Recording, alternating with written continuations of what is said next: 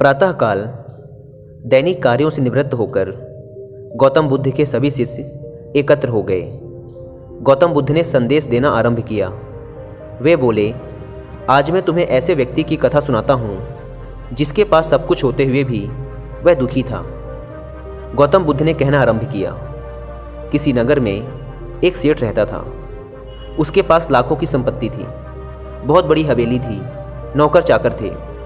फिर भी सेठ के मन को शांति नहीं थी। एक दिन किसी ने उसे बताया कि यहाँ पास के ही एक नगर में एक साधु रहता है। वह लोगों को ऐसी सिद्धि प्राप्त करा देता है कि उससे मनचाही वस्तु मिल जाती है। सेठ उस साधु के पास गया और उसे प्रणाम करके निवेदन किया, महाराज, मेरे पास धन की कमी नहीं है, पर फिर भी मेरा मन बहुत अशांत रहता है।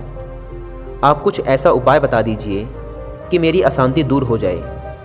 सेठ ने सोचा कि साधु बाबा उसे कोई ताबीज दे देंगे या और कुछ कर देंगे जिससे उसकी इच्छा पूरी हो जाएगी और उसका मन हमेशा के लिए शांत हो जाएगा।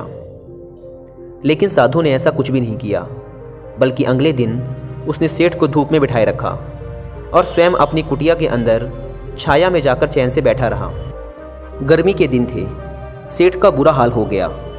उसको बहुत गुस्सा आया, पर उसने किसी तरीके से खुद को शांत रखा। दूसरे दिन साधु ने कहा, आज तुम्हें दिन भर खाना नहीं मिलेगा। भूख के मारे दिन भर सेठ के पेट में चूहे कूदते रहे। अन्न का एक दाना भी उसके मुंह में नहीं गया। लेकिन उसने देखा कि साधु ने तरह तरह के पकवान उसी के सामने बैठकर बड़े आनंद से खाए। सेठ उस रात बहुत परेशान रहा। वह एक क्षण को भी नहीं सो पाया। उसे नींद ही नहीं आई। वह रात भर सोचता रहा कि साधु तो बड़ा स्वार्थी निकला। तीसरे दिन सवेरा होते ही उसने अपना बिस्तर बांधा और चलने को तैयार हो गया। तभी साधु बाबा उसके सामने आकर खड़े हो गए और बोले, सेठ, क्या हुआ? सेठ ने कहा, मैं यहाँ बड़ी आशा लेकर आपके पास आया था, लेकिन मुझे यहाँ कुछ भी नहीं मिला।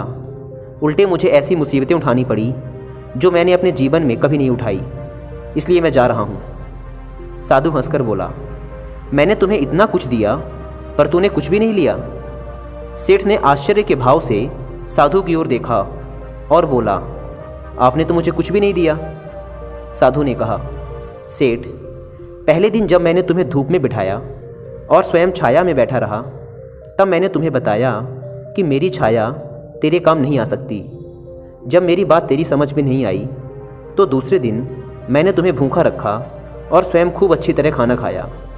उससे मैंने तुम्हें समझाया कि मेरे खा लेने से तेरा पेट नहीं भर सकता। सेठ, याद रख, मेरी साधना से तुझे सिद्धि नहीं मिलेगी।